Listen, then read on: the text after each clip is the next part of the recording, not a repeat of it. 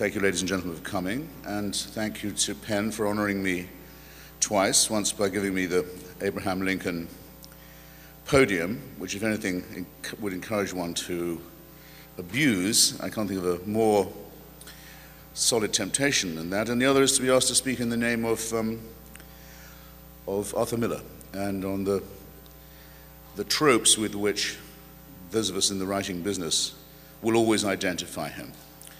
I don't consider myself supremely qualified to talk, and certainly not in his name, but I can say that I knew him a little, that my wife and I were married by the same rabbi, the late Robert Goldberg, who married Arthur Miller to Marilyn Monroe.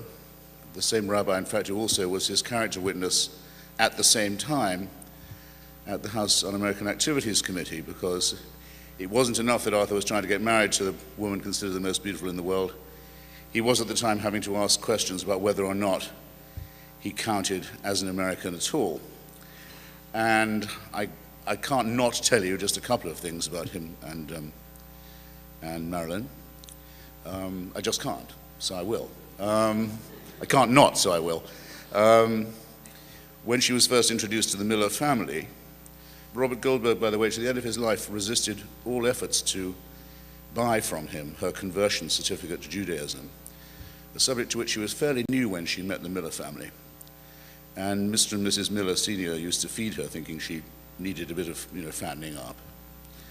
And it often would begin with matzo ball soup. In fact, it would invariably begin that way, until the evening when she asked if they ever ate any other part of the matzo.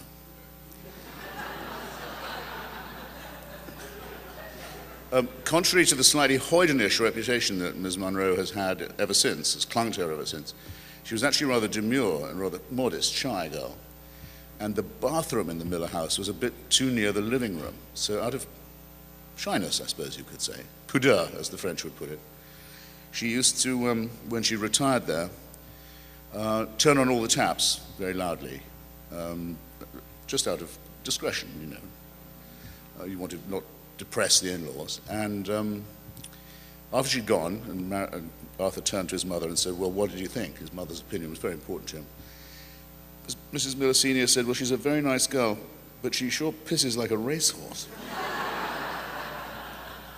Well, okay, I had to do that, but it's not strictly to the purpose. Somebody told me this evening that it was possible that attendance was down at today's events because of an attempted atrocity in Times Square last night. And if that was true, I would both be depressed and I would take it as an opportunity to underline what I wanted to talk about in the case of Mr. Miller and in the topic I picked, which was Crucible's present and past, which is to say the contagion of fear. As the United States found out in the 1950s, it's incredibly easy, it's depressingly easy, shall one say, to get people who are the children of a revolution, who were born into a country that is governed by a constitution, with all the rights and privileges of a free society. It's very, very easy to get people to give that up, or to devalue it, or to panic and abandon the values of that constitution, in particular of its amendments, its wonderful amendments that constitute the Bill of Rights. And the reason why Arthur Miller was so important to us, and remains important, I think, to people who don't remember any of it, is that he was one of the very few Americans who would say, no, I'm not going to go along with this, and made out of it a famous play, recalling an earlier time before the founding of the Republic, before the proclamation and promulgation of the Constitution, when there was an era of witch hunting, which is another way of saying clerical or religious panic, persecution, tyranny, and hysteria, and to see under what conditions we who look down on the poor old primitive uneducated settlers of the Bay Colony, on what conditions we're entitled to do that.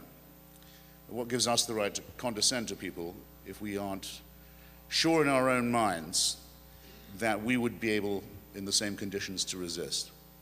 I think it's a fair bet that anyone who takes the trouble to buy a ticket to a Penn event has played this game in their head at some point in their life. How would I shape up?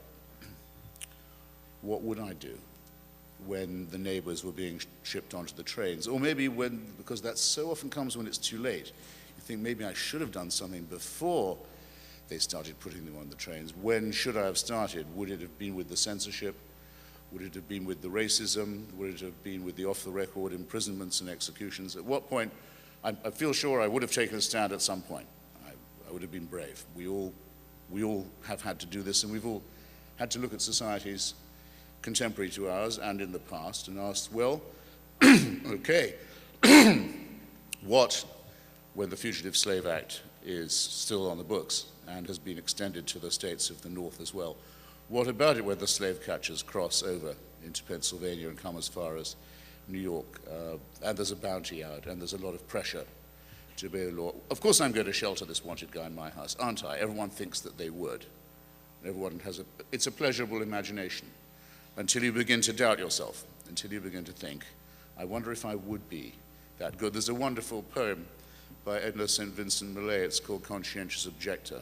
I can't quote it all, but it begins, it's just come back to me, but it begins, I shall die, but that is all that I shall do for death. I owe him nothing. He's mounting up in the yard today. His horse, his hooves are clattering. He has business in Cuba, but I will not give him a leg up. I will not tell him where the black boy lies in the swamp. I shall die, but that is all that I shall do for death. Well, this is a hard test for people to pass. And by the time I'd got to know Arthur Miller, he was, of course, quite old, but he'd continued to witness throughout his life, for many decades.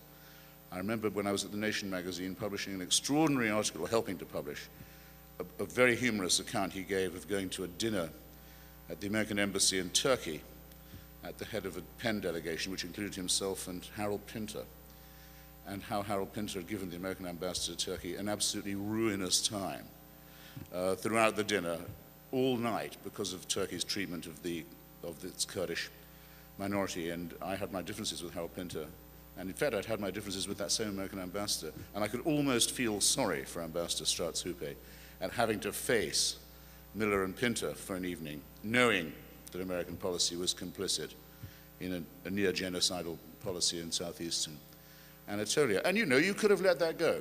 You could have said, we're here on a delegation of writers, it's nice of the ambassador to have a dinner, we can sit this one out. No, you can't. No, this is your chance. You'll always be sorry later if you kept quiet. There's never a good occasion for keeping your mouth shut. So far nothing but praise for Arthur from me.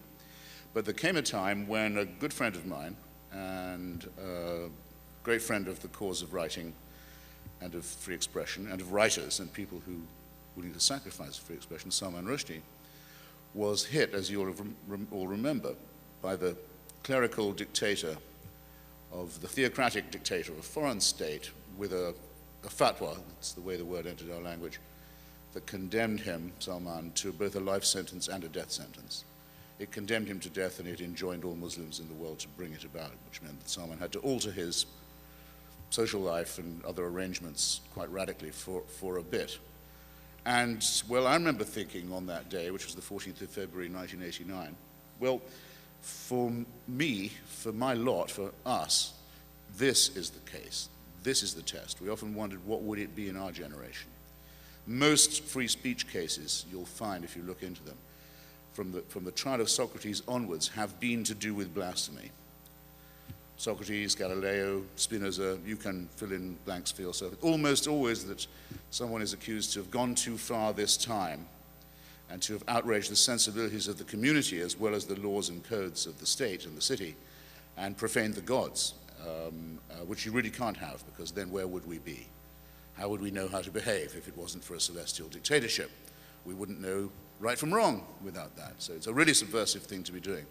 I thought, well, that's pretty easy. But we should do better perhaps than just get the usual suspects to sign the usual free speech petition.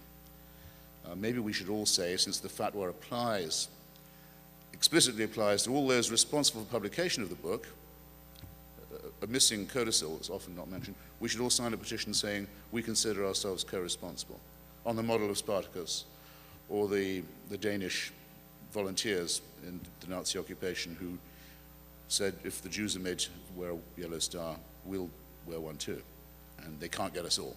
So I thought it was a good idea, just to up the ante a bit. And then Susan Sontag, to whom I also would like to dedicate any value to you that these remarks may possess, and to her memory, who was that year's president of Penn, fortunately, it came the horrible news that a lot of people were strangely reluctant to sign. That the fear factor, the feeling that the Ayatollah Khomeini's arm could reach that far, that death squads were on the prowl, that anyone who got too closely identified with this might themselves become the object of a hit, was actually keeping away some people from the meeting we planned to have to read from Salman's book and keeping their names off the list. They said, no, I don't want to sign. And I tell this story in my upcoming memoir. I don't want to say anything at all to undermine the memory of Arthur, but there was a crisis with him. And he said, you know what, you probably don't need me. After all, I'm Jewish. It would only attract attention. It would change the subject. It's amazing how persuasive fear can be. You can always think of a good reason. I'll behave better next time. Maybe this isn't such a crux after all. And I remember thinking, this really is for me a moral and intellectual and personal crisis, because if the author of The Crucible has decided that this is an appointment he's reluctant to keep, then we're all in very grave trouble. But of course, the story has a happy ending, and Arthur came through very well, as did a number of other people who'd hesitated. But I'll never forget that week and what I learned about how fragile, how tenuous the commitment of the society to its basic values often is, and how easy it is to panic people into betraying them. And I'll stay with this trope, if you don't mind, because I think it's back, and I think the rot is spreading.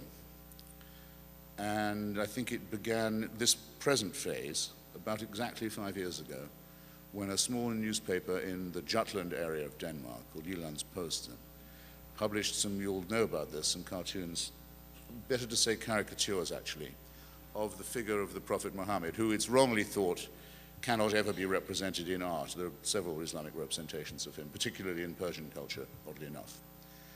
It's not a prohibition that is of any great value or of any great force, though it's believed to be by people who like to find cultural reasons, as they often do, for political cowardice and moral cowardice. At any rate, you know the sequel. There was an organized attempt to destroy the Danish economy by boycott, coordinated by some very extreme mullahs in Denmark with some partners of theirs in other countries. There was an open season on Danish people, many of whom were attacked in other countries. By the end of it, we think at least 300 people were killed, and not all of them Danish, in different countries. There were riots between Muslims and Christians in Nigeria, in countries where demonstrations are never normally allowed at all and where the police control everything, such as Syria. Large crowds were allowed to burn down the Danish embassy without any apparent police intervention. The thing had every appearance of a horrible orchestration.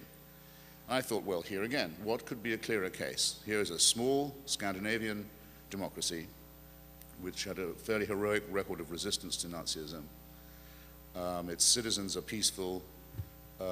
Its government is not allowed by law to censor the press. The demand was that the government close that paper and apologize for its publication. The Danish Prime Minister said, I can't do that. I have no right in law to affect the publication of cartoons or articles in Denmark. But at least the Friends of Denmark will show their faces now, and we'll have a proper discussion about this full frontal challenge to the values of the First Amendment. Can't wait to see, for example, what the State Department will say. The Bush State Department, here's a chance for it to really stick out its chest and testify for real values. Well, the Bush State Department made a statement saying, we're very sorry about any offense caused by the Danish cartoons. Now, we don't keep a State Department going to comment on the internal affairs of Danish journalism. The State Department could reasonably have said that wasn't its job. Its job is to say, we stand by our democratic allies, and we particularly feel appalled at the violation of its diplomatic immunity and the sovereign protection of its diplomat. Couldn't even go that far. The first thing was to apologize. Well, that's bad, but I'm not a diplomat. I live in Washington, but I'm not a politician. I'm a journalist. I thought, well, my profession, my great profession, will stick up on this point, and we'll have a proper discussion. And the first thing is to show the cartoons, because people must see what the fuss is about. I mean, if we don't live now in the age of the image, where do we live? Everything is image-driven, newspapers, magazines, and of course the television. Everything is to do with the pictures themselves, the ipsissima. Not one outlet in the United States would publish or show those cartoons. Not one network, not one national newspaper, not one news magazine. I couldn't even get them on in my column in Slate, which is online, though you could in the end go by link to find them, but the magazine itself wouldn't take responsibility to do it. A small magazine I work for, Skeptical, it's called the Skeptical Inquirer, secular magazine. It's not called Skeptical Magazine, it's called Free Inquiry. Pardon me, there are two, my wife. Free Inquiry did publish them. I don't know if our circulation is even in 5 figures, but the bookstore chains immediately pulled all copies of our magazine from the shelves. And this was in response to no threat. It was in response to no pressure. It was in response to no danger at all. It's what, when I was a kid, we would say was crying before you were hurt. But I thought then, and I think now, it was a terrible capitulation. There wasn't anyone in the United States who would say, look, first order of business, let's see what the fuss is about. What do these pictures really look like? No one would take that responsibility. And nobody said it was for any other reason than fear. I know these people. I know these editors. I work for some of them. Why didn't you do it? What were you afraid of? We were afraid of reprisal. Well, of what value is your First Amendment? Of what value is the enormous money that you make out of free expression? The giant revenues that are to be made in a country that enjoys the right of free publication, if it won't be defended at the very first challenge. You think it can't get worse? Yes, it can. Yale University Press, which is run by someone who used to be a publisher of mine but won't ever be again, called John Donachich, decides to commission a book by a Danish scholar on the Danish cartoons, a learned subject, a learned treatment of the subject, including the vexed question of, is there permissible representation of the Prophet Muhammad in Islamic art?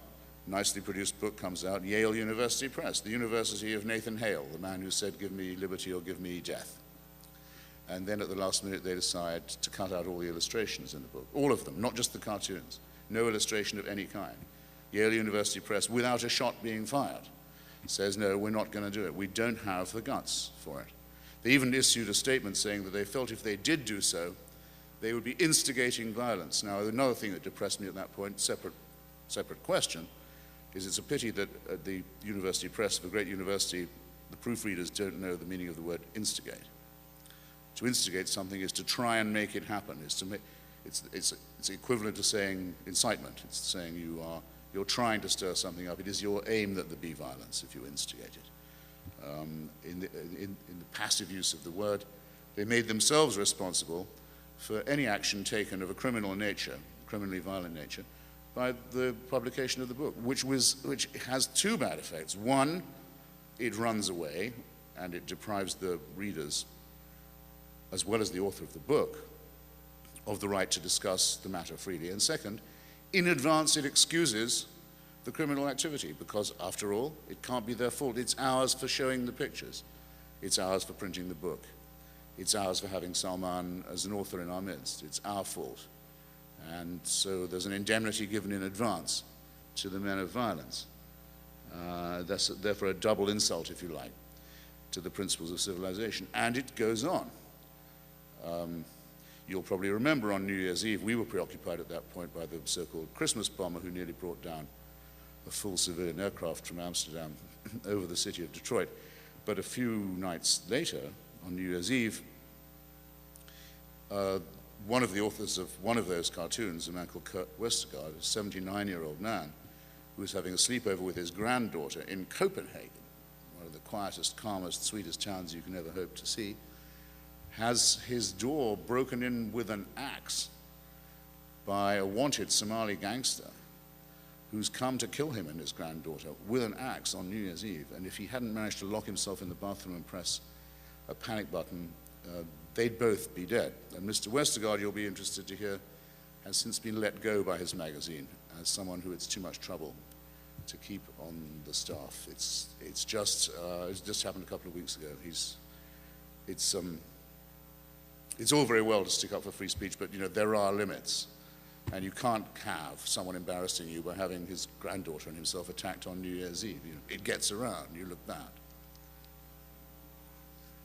You think it couldn't happen here? Well, I've already told you it could, and has with the cartoon case. And then, I hope it won't have escaped your attention that last week, the channel on American television that above all prides itself on saying that the answer to the question, is nothing sacred, is always no.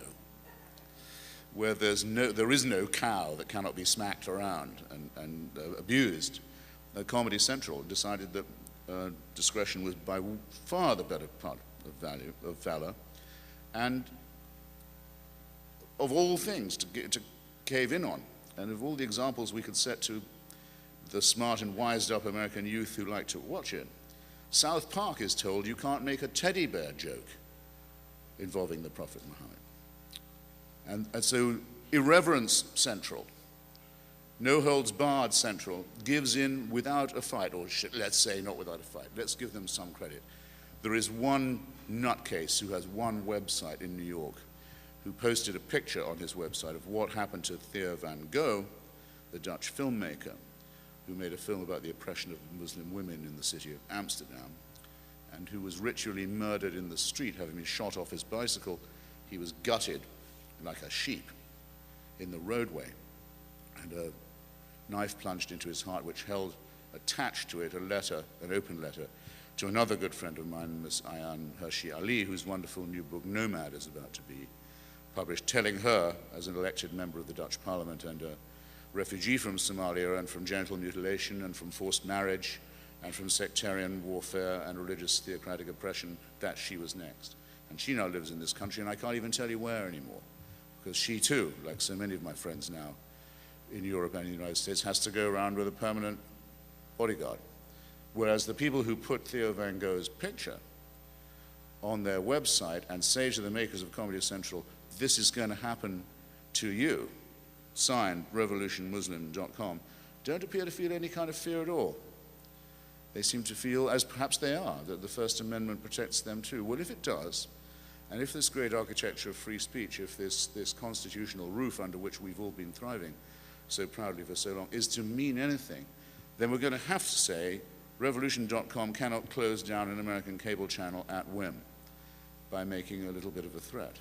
So the question comes right back to where I suppose I initiated it, which is, it's no longer a hypothetical one. You're not being asked, what would you do when the climate of fear began to spread, and when even people you thought to be reliable and brave will remember urgent appointments elsewhere and say, well, perhaps this particular meeting I could skip, or maybe that petition isn't so vitally important. After all, I've signed so many petitions in my time, I can miss one. And anyway, Captain Alfred Dreyfus always looked a bit of a seedy character to me, rather suspicious-looking type. You know, maybe we should pick our fights with more care. You can feel the air, the atmosphere thickening with excuses and with euphemisms. No, the question is, what are you going to do about this? What are you going to do about it? Now, if what I was just told is true, the ranks of this very hall this evening were thinned, not by the prospect of having myself instead of Sherman Alexie, forbidding enough as it is, but by a fizzled nothing of a bomb in Times Square. Look, you are the children of a revolution. The United States did have to go through a great deal to erect this architecture of constitutional freedom and protection. People in living memory died to register to vote, to be able to hold a public meeting, to be able to assert their most basic and elementary rights. And we celebrate them every year, and we all wish we could have been there, and we weren't. But we can be, because there'll always be a time, a rendezvous with this question, and everyone's going to measure themselves, as Arthur Miller did, by how they shape up to it. So I can now, if I haven't made my point by now, I'm not going to have made it, am I? And I think I've probably about trespassed on the point where Salman and I were going to talk, and then you can be our prisoners for a bit longer, and then we'll be your hostage. And so this would be the moment perhaps to invite back on the stage someone who has witnessed for this.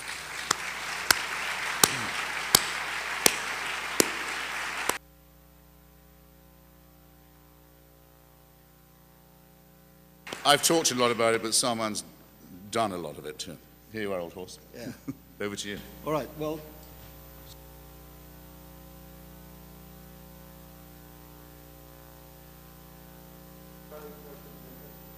Yes.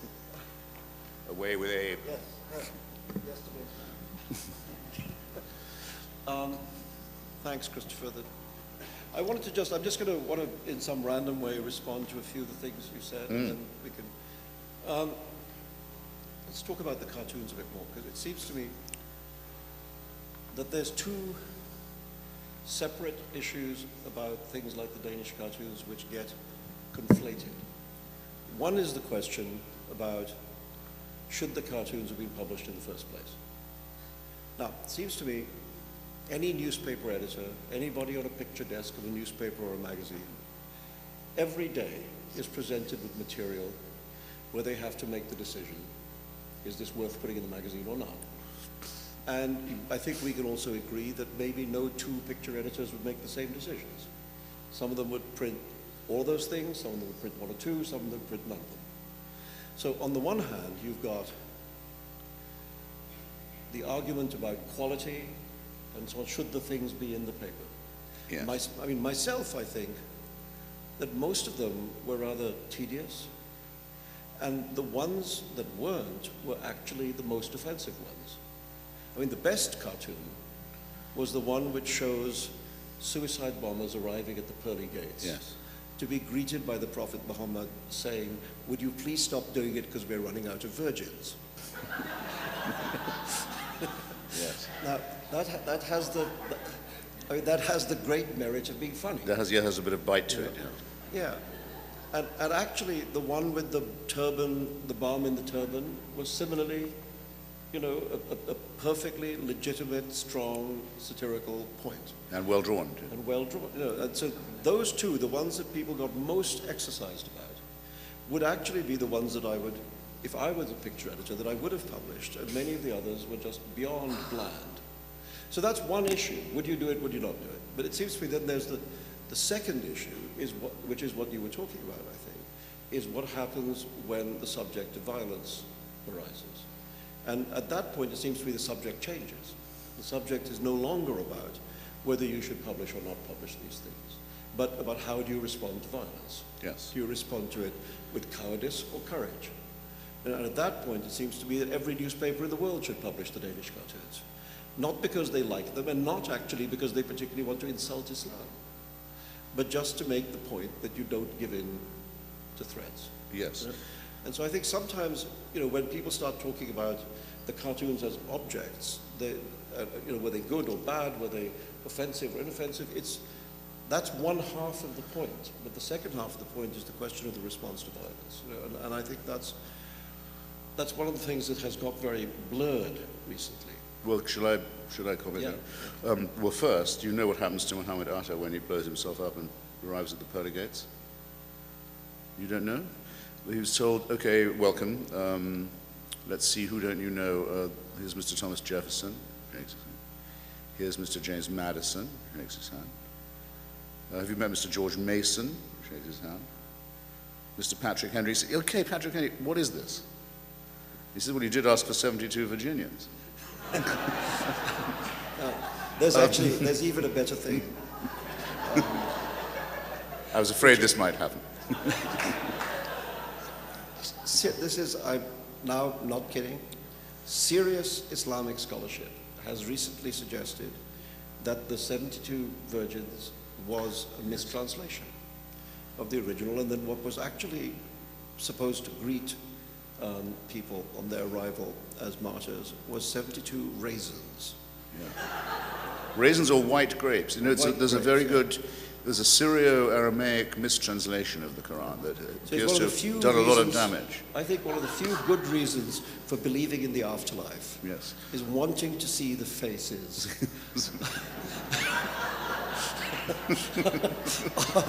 of Muhammad Atta and company arriving in heaven to be handed a bowl of raisins. Yeah. It also adds to the strong case for saying that holy books are in fact man-made and not dictated by God, which is, I think, a good part of this discussion. Look, remember, the origin of the Danish question was this. It was proposed in Denmark, which was doing its level best, as many societies have, to make Muslims feel welcome in Danish society. It was thought the world's school children should learn about Islam. We should have a book for kids, a cartoon book, all you need to know, Islam for beginners kind of thing. But they couldn't get any cartoonists, children's cartoonists, to do it because they were afraid of making a mistake. Yes. of upsetting someone. So it was to satirize this reticence and this fear that Fleming Rose, my friend, the editor of G-Line's Post, and said, all right, let's have a cartoonist competition and we'll see if we can represent the prophet. So it begins with this reticence. The second thing is, you're right, of course, that people should do it out of solidarity. And you're right, of course, that it's a judgment call in point of taste in the first instance. But once it's become a matter of violence and controversy, there's a second stage where you have to report it. Yes, you do. Which everybody did on the front page, except they reported it without the content. Yeah. Let's do it without the picture. I can't really think of a parallel of what, I mean, they would say, well, Picasso's gone too far with Guernica. You know, he's taken an obviously propagandistic attitude towards the Spanish Civil War. There's a huge row about this painting. You'd be very interested to know more about it, but unfortunately we can't show you what it looks like, because that would be inviting reprisal from Franco or something. I can't think of but even worse now was everything is image. Everything is imagery. One of the most, I think, mealy-mouthed pieces of language that is developed to justify this kind of behavior is a kind of reinvention of the meaning of the word respect.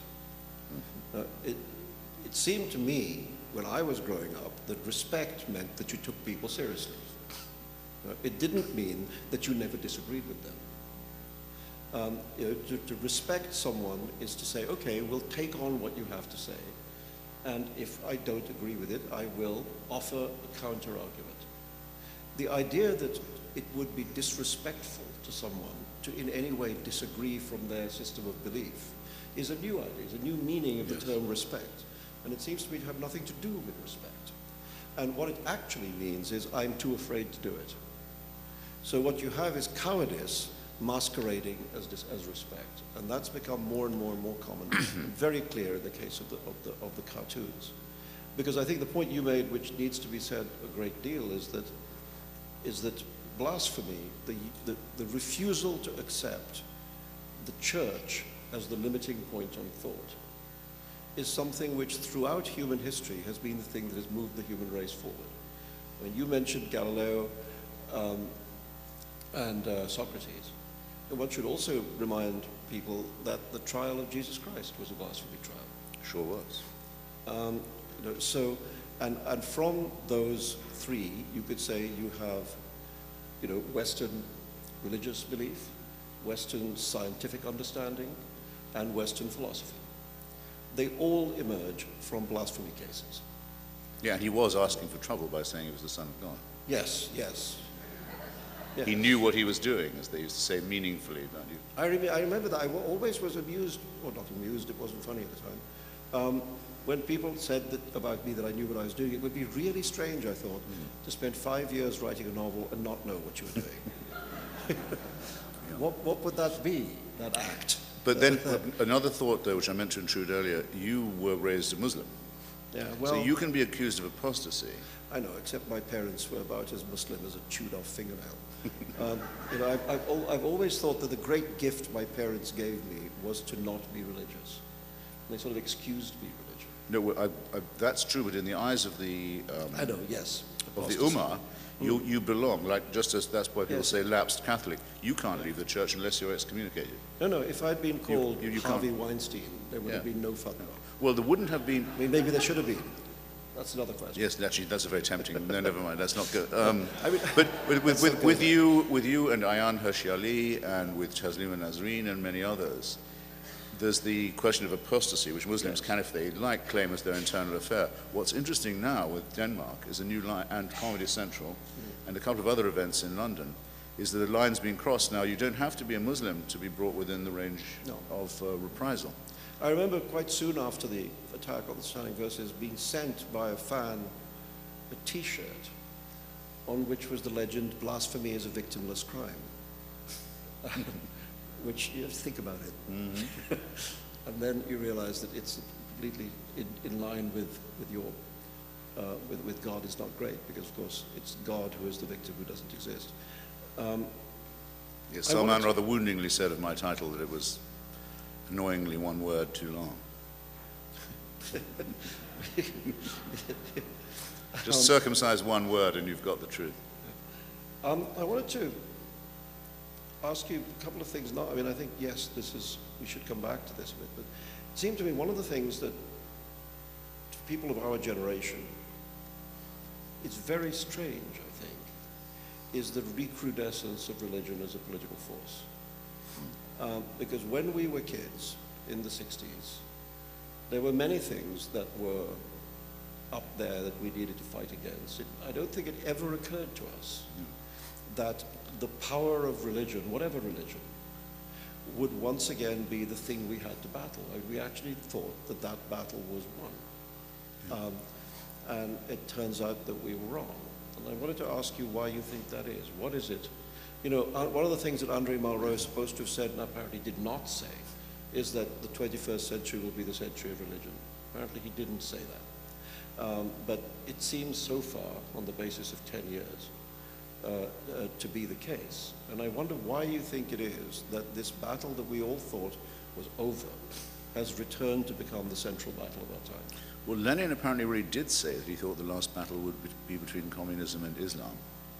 Partly because Islam was a competitor in the Third World against imperialism, which in some ways it can still represent itself as being. So I think that a approximate cause, not an exact one, but an approximate cause would be a contributing cause, probably is the collapse of communism. Not least in the Soviet Union itself, or rather in former Soviet territory itself, where now, for example, the Russian Orthodox Church, the old patron of serfdom and Tsarism and anti-Semitism, is now fully back in a very dangerous nationalist form.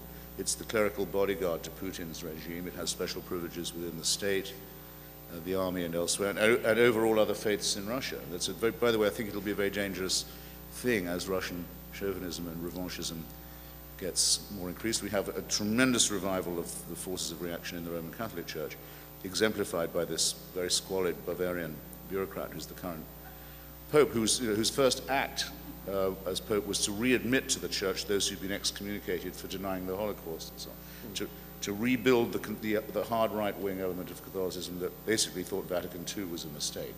So re-fundamentalizing what they still think of as the one true church.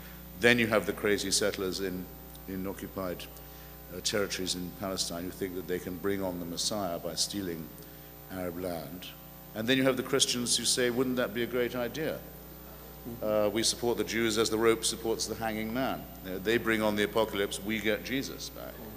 A lot of whom are in this country and trying still to maintain, this goes on too, I wouldn't have believed it, that American children should be taught garbage with equal time. No. Now girls and boys, after the chemistry practice, will have alchemy break. I remember. It's enough to make a cat laugh, isn't it? But they never stop in Texas and also big school book producing areas. That this nonsense is unstoppable. Now, I remember at the time that the state of Kansas decided that intelligent design had to be taught at the same level as that straight, vaguely unproved theory of Darwinism. It actually, I wrote a piece in which I suggested that this decision by the state of Kansas showed that Darwin was wrong, because it showed that natural selection did not always choose the fittest to survive, and sometimes the unfittest survived, and that it was actually possible for the human race to regress as well as progress. So there was a wonderful, in Alabama, I remember, there was a public servant who said that we couldn't be sure about the truth of the theory about the Big Bang because nobody was there at the time. Yes. Yes. But the equal time demand, I think, is an excellent one, because there are now a very large number of churches who take this view, who are in receipt of grants from the so-called faith-based initiative, which I'm sorry to say President Obama hasn't cancelled, or otherwise in receipt of a tax break. And so it seems to me very clear we should take them up on equal time, say we'll teach your stuff in the schools at least once a week, not in the science class, but in the social studies bit, and you have to sell and teach Darwin material 50% of the time in your church. But just to press you, and that'll be the law, and see how they like a little of that. Seems to me, even if you just look at the United States, if you look at the politics of the post-war period, if you look at the Eisenhower election, even the Kennedy election, so that it wasn't so necessary for religion to be a subject in the election. Nowadays, it seems to me you can't be elected dog catcher in America unless you talk about your deep belief in such and such church. Why do you think it is that there's so much greater power of religious discourse in this country? I actually think that that's only true if you and everyone else keeps saying so. I mean, the number of people who check none of the above for religion in the country has doubled in the last year. Or sorry, the last 5 years, to something like 16, 17%. I think it's probably higher. The number of people who check the box and say, I am a Baptist or I am a Catholic, I know because I go and debate in their churches full of crisis and uncertainty. It doesn't reflect a monolithic religiosity at all. Barack Obama got elected while having to disown the only church he'd ever been near. He'd taken so little care to pick one that it nearly got him unelected, the church he went to. Since hasn't been to a church at all, and ended his inauguration speech, which I attended, with a very good quotation from Thomas Paine. So I'm not sure at all. I think if a person of reasonable integrity and honesty and presentability, let's say, was able to face the electorate and say, I personally don't attend a church and don't have a belief, I think there's every reason to think they could win. Well, I hope you're right. The political right in this country clearly thinks that the religious card is well worth playing. Yes, but the Christian right have had a very thin time lately, and the Catholic right as well. I mean, who really now thinks that the Catholic Church has any moral right to tell a politician that they'll be denied the sacraments if they don't conform? I mean, I'd like to see them try it again. I really do. Would like to see that. Well, that would once have been a very dreadful threat. To move it outside this country, let me just ask you, given the Huntington thesis, all these ideas Yes. about clash of civilizations, what do you think? Do you think these are wars of religion, or are they wars, as many wars of religion have done, wars which use religion as a cloak for other discontents? Well, I'm sure it's both, and there's a lot of the latter. I mean, remember that the Crusades, which the Muslim world goes on about a lot, and quite understandably, began with a huge pogrom against European Jewry. Then when they'd more or less finished that, nearly finished it, they moved across the Bosphorus, or not across, but to the Bosphorus, and destroyed Byzantine Orthodox, Eastern Orthodox Christianity, which they thought of as a heresy and an anathema. So before they even got to Jerusalem and started butchering the Muslims, they'd settled accounts with the Jews and with the only other papacy, the only other Christian rival, excuse me, in the picture. So I think Sir Stephen Runciman is probably quite right to say that at that point, the Crusades were the most retarding experience that human civilization had ever undergone, and we're still suffering from the consequences. It was an intra-Christian war that led to the Crusades. Likewise, as you can see in Iraq and elsewhere, there's at least one civil war within Islam, between the Sunni and the Shia, against Ahmadi Muslims, for example, who are considered heretical, especially in Pakistan, against Sufism.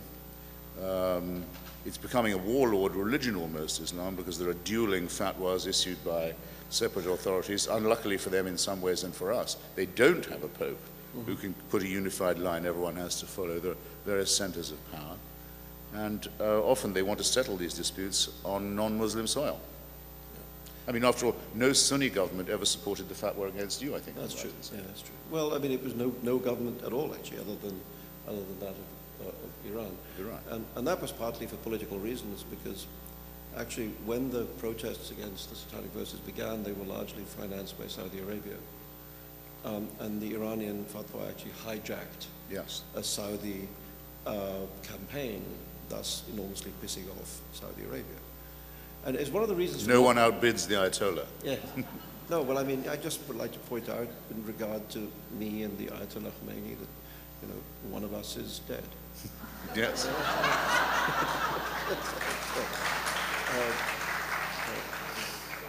Do not mess with novelists. Yes. Litera scripta manet, the written word will remain. And it's true that if you look at the Muslim world, the political, apart from the Sunni-Shia split, the political dissensions are so profound that it's very difficult to speak of a jihad. Yes. I mean, the Afghans hate the Iranians, who hate the Saudis, who hate the Syrians, so on. So it's clearly not unified. But on the other hand, there clearly has grown up something which is of appeal to, it may be a small group, but a dangerous group, where the idea of the pan-global jihad has become very attractive. Yes. And what do you think that's about? I mean, it's very noticeable, for example, I shouldn't prejudge their case, but I don't like the look of it. The 4 Pakistani boys who left a suburb of my hometown the other day and turned up in the wrong camp in Pakistan are only the latest in a large number of young men from England, from France, elsewhere, who've volunteered to go die in remote parts of the Muslim world. Now, it's interesting, isn't it? It always has to be they want to go work with Al-Qaeda or the Taliban.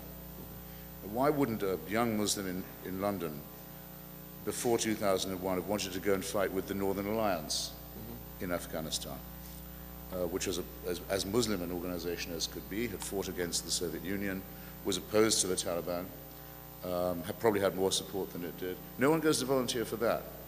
No one went to volunteer for the Kurdish people who were fighting against Saddam Hussein, just as Muslim.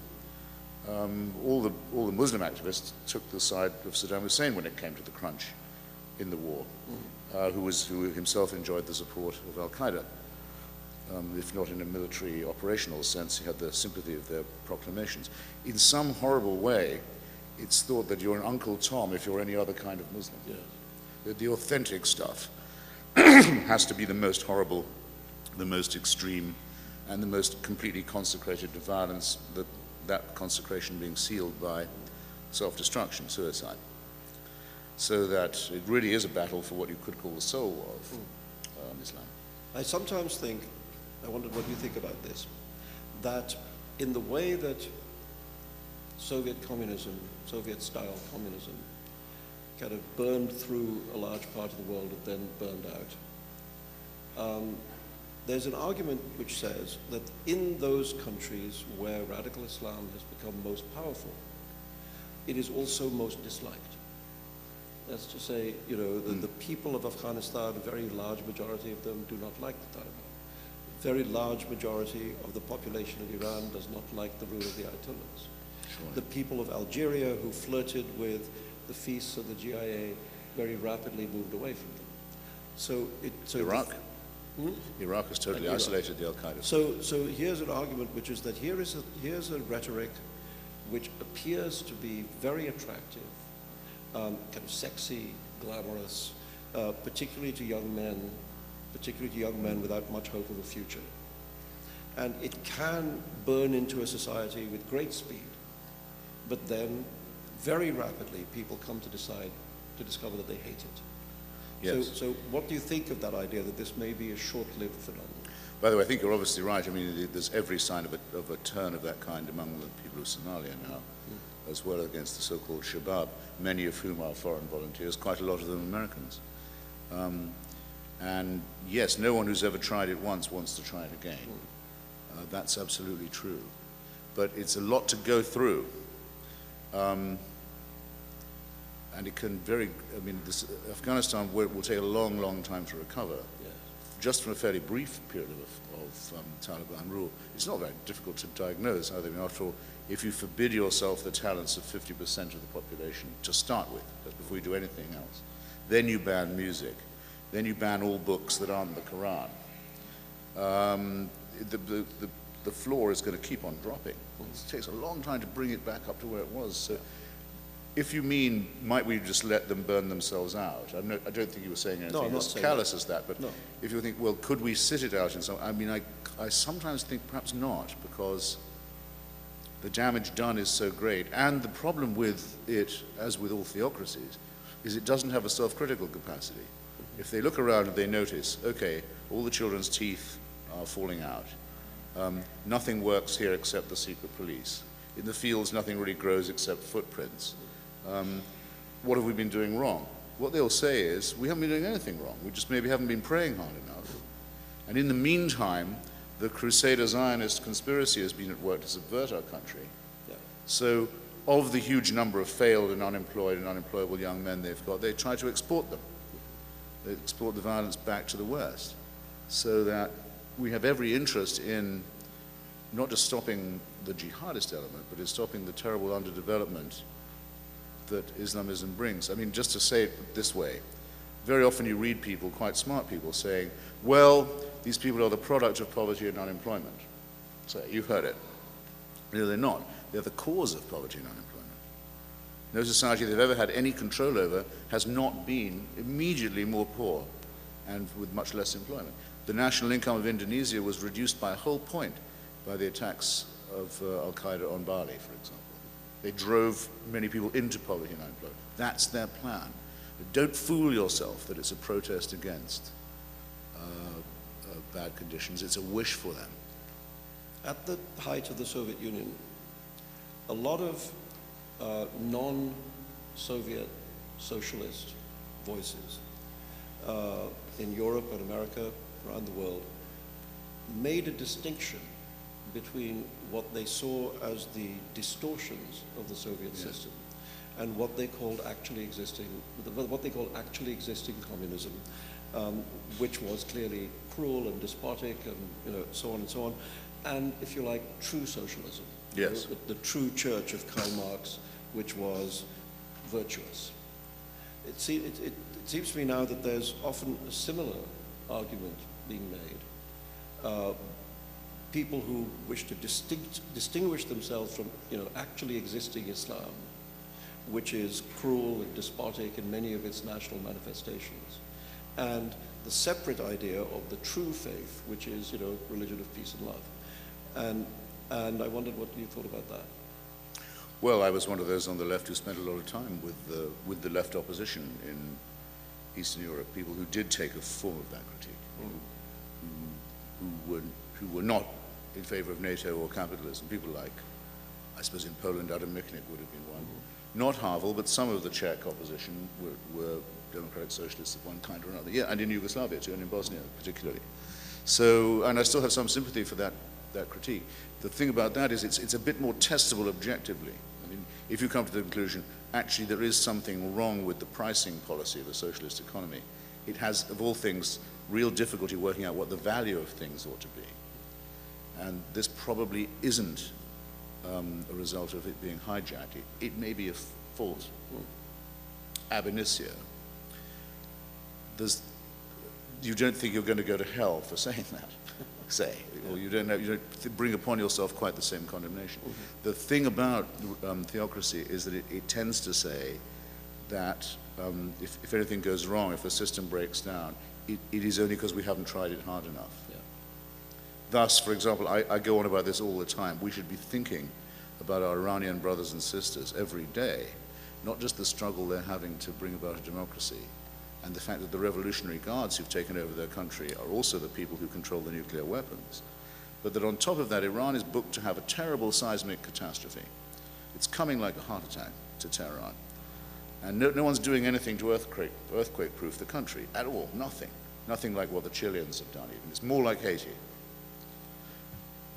And at Friday prayers, I knew this would happen. Friday prayers, I've been writing about it for weeks. At Friday prayers the week before last, the guy did discuss the possibility of the earthquake coming, being quite bad news, which, by the way, it will be if there are underground nuclear facilities that no one knows about. And he said, well, of course there'll be an earthquake because women insist on uncovering their faces. Yes, the promiscuity of women. This was the official sermon of Friday. Yes, the sexuality of women was the cause of the earthquakes. Yes. Now, both of us have suffered from the seismic. Both of us have suffered from the seismic effects of the female sex. Speak for yourself. And we know it can't be. We know it can't be underestimated. It can move mountains, all right. But this is ridiculous. But they know they have to have an explanation, and well. I don't think even Stalinoid Marxism ever quite crapped out to that degree. Yeah. It's a new law. That's right. Look, I want to open it up to the audience, but just before we do, I want to ask you one question on a different subject, which is something like the subject that Sherman Alexie might have been addressing, which is to do with the future of journalism in the new age we find ourselves. And clearly, you've said most of your life as a working journalist, and we live in a moment when the environment is being transformed. And yes. I had dinner about a year ago in Washington. I was seated next to the publisher of the Washington Post, Catherine Weymouth, and I asked her, because there were many stories about the Washington Post being in difficulties. Now, the worry, of course, for many of us is that the internet has not yet shown itself to be capable of supporting a news-gathering investigative project of the kind that great newspapers have supported. Yes. So if the print media die and the internet fails immediately to replace them, what are the prospects, if you like, for the truth?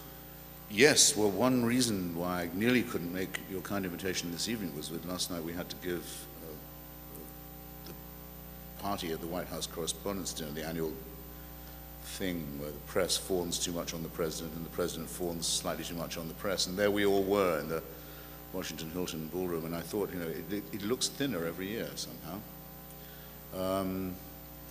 And I could add to what, and Catherine was there. She came to our party after that. I was thinking, the Washington Times, which is the only rival to the Washington Post in Washington now, and which is a paper owned by the Reverend Sung Myung Moon of the Unification Church, at that, is very nearly dead. And we'll be a one newspaper town pretty soon. I think last year, Seattle became a one newspaper town. I was astounded by that, I have to say. St. Louis, I think.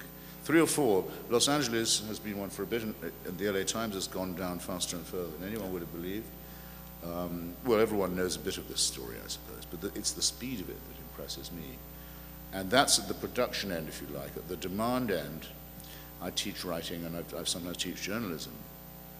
And of my students, I would say that none now regularly take a newspaper. And that's more or less it. The demographic, as we say, that's a death sentence.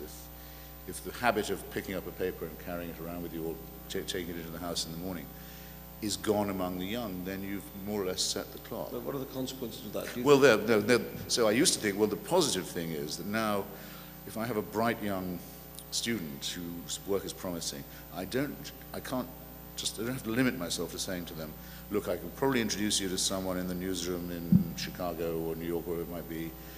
Probably get your clips read. You might be able to bypass having to join the newspaper guild or a union or anything like this, that you might get a break.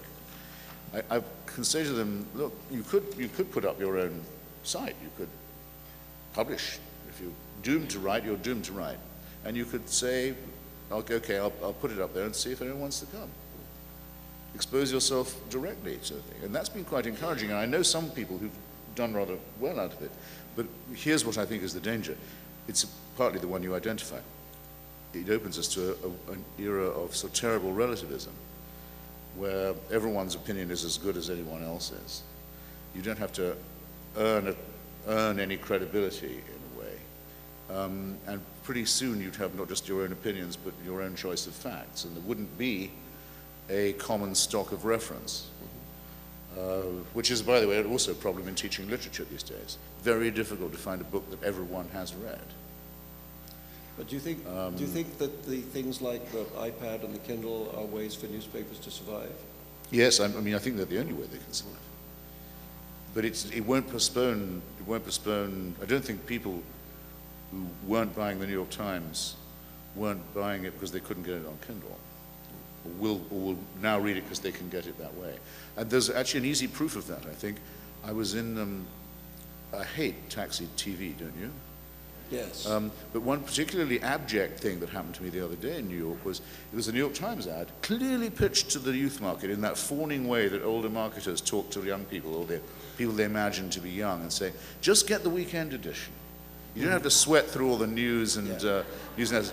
It's all about sports and games and music and theater and the movies. You love it.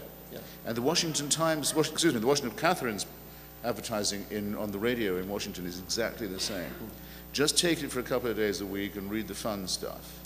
Yeah. Don't think of us as a fuddy-duddy news gathering. We're not going to bore you with lots of stories about, Afghanistan or crap like that. Downers. Everything is Yeah. entertainment. So the defeat has already been experienced, if you like. It's a shame. I was telling someone before about, has anyone seen The Paper with Michael Keaton? Phil. Great, and Marisa Tomei? Great, a great movie, I think, about a day in the life of a hack tabloid journalist in New York. He's obviously working for the Post. The three papers are on his table in the morning, and his paper headline says, headless body and topless bar, and the Daily News says something like, Ford to New York drop dead, and the New York Times says signs of swing to moderation in Nepalese elections. And he throws the paper to the floor and says, these bastards will do anything to sell newspapers. Well, that's over, believe me. Well, on that point, we have about 15 minutes or so. So if people have questions they'd like to ask Christopher, there's 2 microphones there and there, and if you could... Or you, sir. Well, or me, but really him. If you could go to the microphones and take it in turn. Yeah, that's good. I love free speech, but I'm worried about Fox News. Their influence, they have so many viewers and they lie so much. Is Jon Stewart enough? And Colbert, how do we deal with them? They just make all the noise in the world. Yeah, I sometimes feel that I'm not as judgmental about Fox as I might be, but it's because I was brought up for a large part of the early part of my life in London, where there's no pretense of objectivity in journalism. Where you know what you're getting. You look at the newsstands and they're ablaze with different papers that are party-oriented, that are run in the interests of certain proprietors, not least among them Keith Rupert Murdoch, who I last saw at 3 o'clock this morning by the French Embassy swimming pool, with a wife half his age. Yeah. Looking by the way, as if he's got a lot of good years left in him. So I don't get shocked so easily. What I don't like is a paper or an outlet that pretends to be objective and is not. I think that's much more of a danger. Yes. I'd like to ask both of you what you think about, there's been a relatively recent court case about the Pledge of Allegiance in which the plaintiff was arguing that it's a semi-prayer, especially the part where it says under God, and trying to discourage and trying to make it, illegal to force kids or encourage kids to say that during school. I wondered what you thought about that. Well, I know the case very well, and I think Mr. Newdow, who brought it, is actually a slight pain in the ass, because instead of saying what he should have said, which is that the Pledge of Allegiance was written and promulgated and became popular and well-loved right across America in the 1880s, written by a socialist who was trying to bring America society back together after the Civil War, and was trying to think of a pledge that anyone in the country could recite, whatever their background. It went on like that.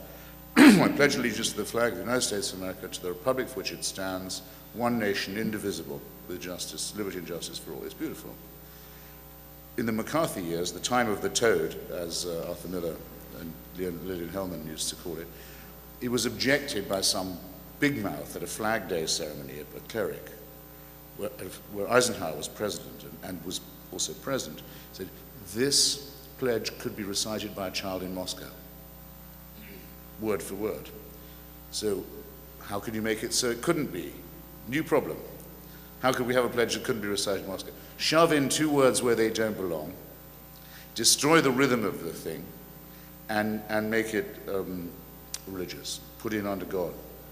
So what you want to say is, no, I'm for original intent. I'm a strict constructionist. I want the pledge back the way it was.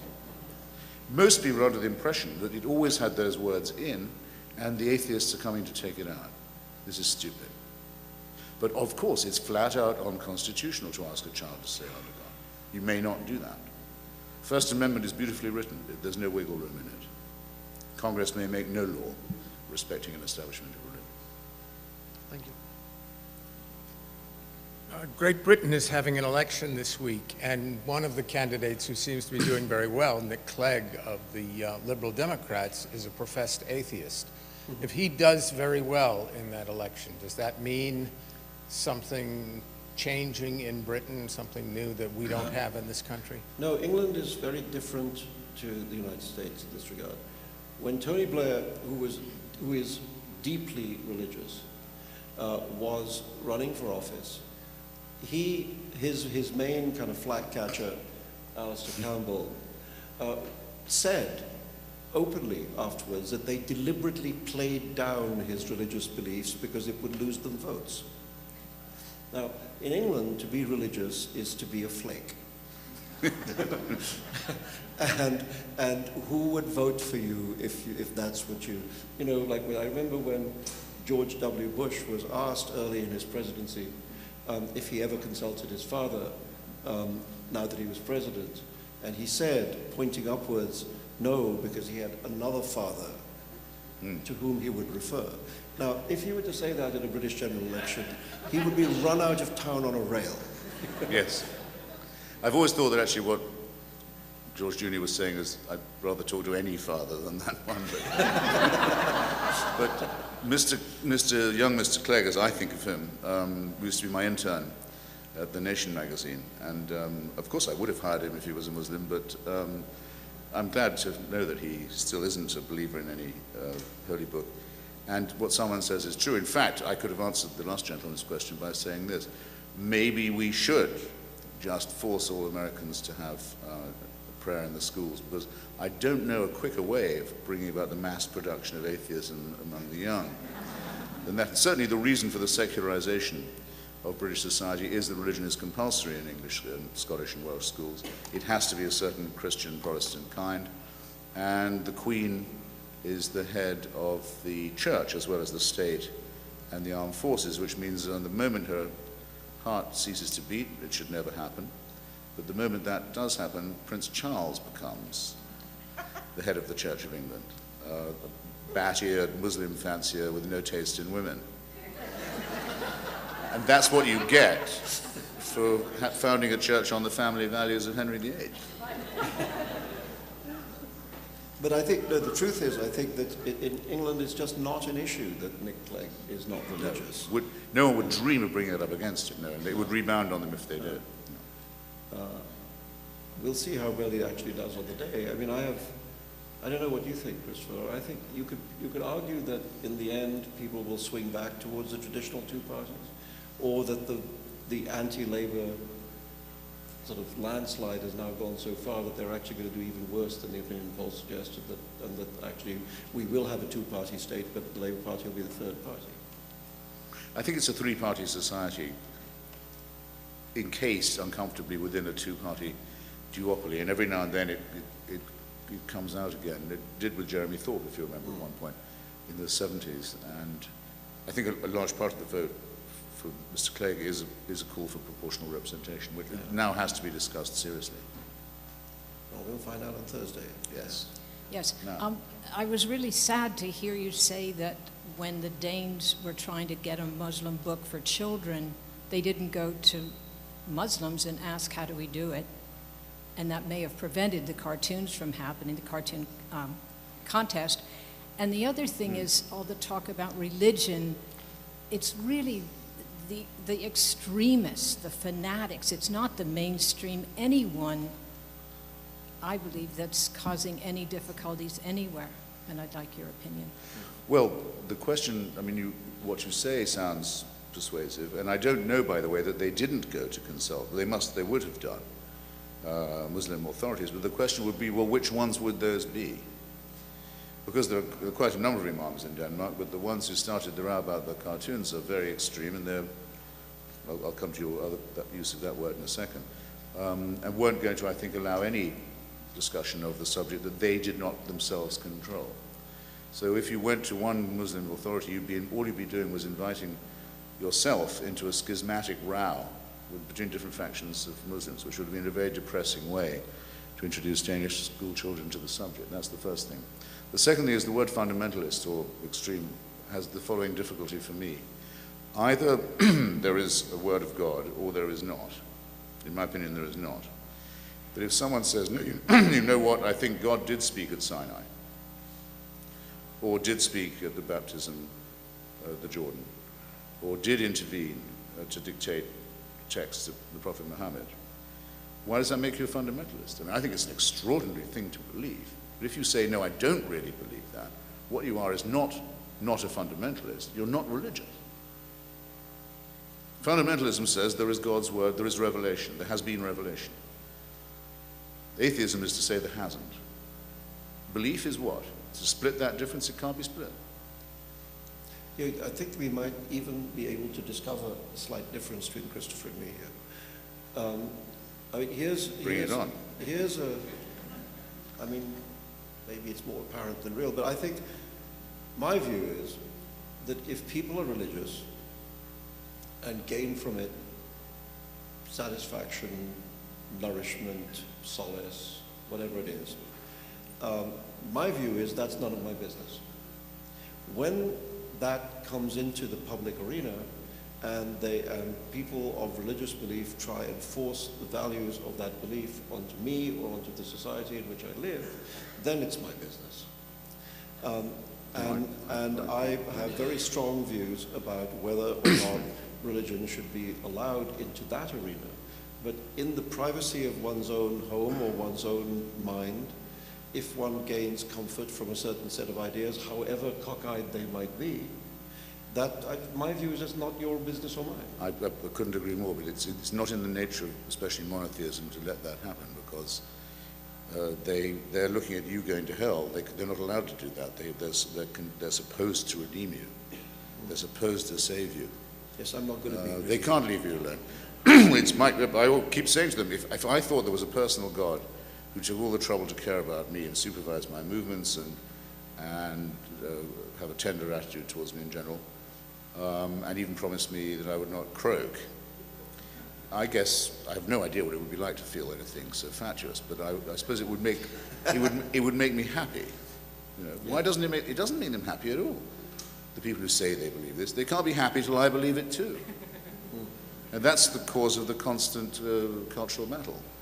So no, I don't want to. Why do I even know what they believe? So a church which was not militant, you think is not... Not really. No, it wouldn't be the church. Well, Judaism doesn't proselytize, except among Jews. Much. It doesn't anymore. Yeah. Well, it also doesn't say the Messiah has already come. It has its advantages there too. All right. Thanks. Yes. Hi, yeah, my question is about engagement and maybe the role for engagement. There's been a lot of discussion about free speech and advocating it and standing up for it, but I live and work in China, and often when artists or musicians, writers abroad protest China, it does make it harder for people working in the system. So I just want to see your thoughts on the balance between engagement and protest, I guess. Well, you keep hearing, I suppose it must sometimes be true that if everyone kept quiet about a certain country or a certain state and didn't give its government the impression that foreigners were intervening and so on, that it might make life easier for the tamer sort of dissident. I mean, one is often told that. We're always told, for example, that Iranians don't welcome support for their efforts from outsiders because they can then be identified or even criminalized with... Well, that's all right, again, as long as the regime itself stays out of my life. But the Iranians won't do that. They won't let me think, oh, well, I don't care what happens in Iran. On the contrary, they say they want to export people to kill Salman, people to overthrow the democracy of Lebanon, people to blow up the Jewish community center in Buenos Aires. We know the names of the people who've been doing this in Tehran, and to have an off-the-record nuclear program. Well, I'm sorry, this is not their internal affair. And I don't have a single human rights question since you mentioned your domicile. Burma, Zimbabwe, Iran, well, just those three for now. You try and get anything done about those appalling, North Korea, these appalling, really appalling regimes, and you find that they're protected by a Chinese guarantee at the United Nations and in Sudan, Darfur to Sudan. China wants to buy all their oil, it meantime gives them all their weapons. You cannot address major human rights drama in the world now without coming up against Chinese power on the wrong side. I'm sorry, this is not their internal affair. I'd also add to that, if you look at the experience of PEN American Center, I'd say two things. Every time that PEN has supported a writer in difficulties or arrested, whatever, in whatever country, we have heard back from those writers that it was enormously valuable to them to know that their case was being seen by the rest of the world, and that they gained great strength and nourishment from the fact that their case was being highlighted.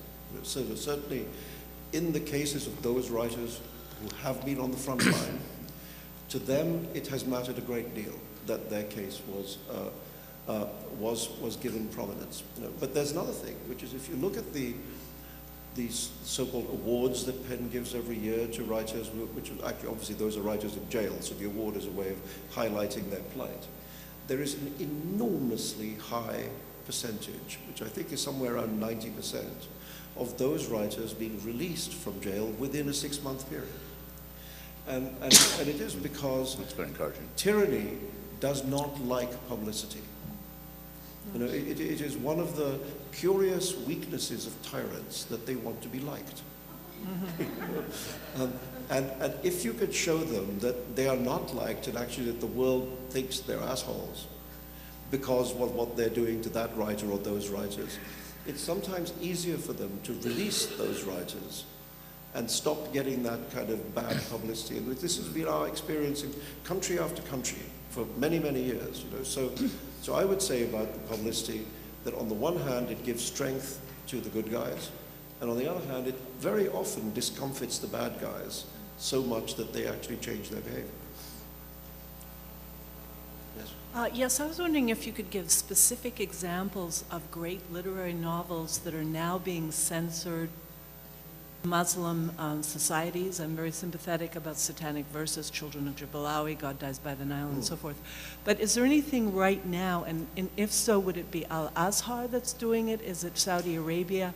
Is it Iran? And could you give the name of the book and the author? Well, the most famous book that is Baudelairized in every single Muslim country is not published unexpurgated in a single Muslim country at this point is The 1001 Nights.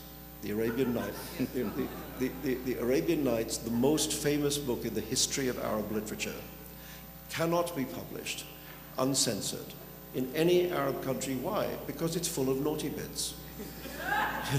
There's a lot of sex in the Arabian Nights, and oddly, there's very little religion. God doesn't make many appearances in the Arabian Nights, but men and women having a great deal of sex make a lot of appearances. And so there it is. Only the most famous work in the history of the literature is the one being censored. Iran has to authorize the publication of novels by a board of censors every year. There have been years, I don't know if this is one of them, but there have been years recently when not a single novel has been approved for publication. So no novels have been published. No novels were deemed worthy of publication. So the censorship is at a very extreme level. It's also, I think, partly an aspect of underdevelopment. You should look up the Arab Development Report, which was produced under the auspices of my friend Clovis Maqsood, who used to be the head of the Arab League, and a panel of other regional intellectuals and writers on the sheer dearth of literary material, not as a result merely of censorship, but of the failure to publish or translate. Greece translates more books out of other languages and into Greek every year than the whole Arab world does in its entire language. So it's a matter of the unavailability of things, that it's cultural starvation rather than singling out of a book for censorship. The only book I know about that comes straight to my mind, because I've just written the introduction to its anniversary edition, is Animal Farm, which is banned in all Muslim countries. Not just because of the pigs, who after all, if you remember, don't come that well out of the book. Yes, but because certainly in Iran, where I've been involved in an attempt to get a pirate edition going, possibly smuggled back into Persia, it's because it's about a revolution betrayed. It's much more political. Okay, we're out of time, so if you could please ask a quick question, and Chris will give a really quick answer that we can. Yes, I'm sorry. Okay, you mentioned Václav Havel earlier, who, as you know, was a playwright before he became the president. And I've often wondered what a government composed of writers would look like, and if art and politics necessarily has to be independent in a free society. So I was just wondering if you think that would necessarily be detrimental and what that would look like. Salman for president. Mr. President, I have called him that when he was president of Japan. Plato thought it would be the worst possible idea. In the Republic, he says that really would be terrible. That'd be the worst kind of tyranny you could picture. Well, and poetry should probably be banned. What examples do we have that could be in the least bit encouraging here? Well, some countries have done very well by making their writers into ambassadors. yeah. George Seferis was a brilliant ambassador. Carlos Fuentes. Carlos Fuentes, Jorge Edwards was a great diplomat. Gallego, well, we had a near miss with Mario Vargas Llosa. Yes. Had Václav Havel. I'm not applying for the job. Havel was the best. And Georgi Conrad was offered the presidency of Hungary after the collapse of communism, but the author of Anti-Politics and various other wonderful books, but he said no. I think partly because he thought the first independent president of Hungary, president of independent Hungary, should not be a Jew. A rather arcane reservation, but perhaps a good one in the circumstances. Okay, well... No, I think people should be elected. I think should run for office. I think on behalf of Penn, we have to offer a big vote of thanks to Christopher Hitchens. Oh, please. My pleasure. Thank you.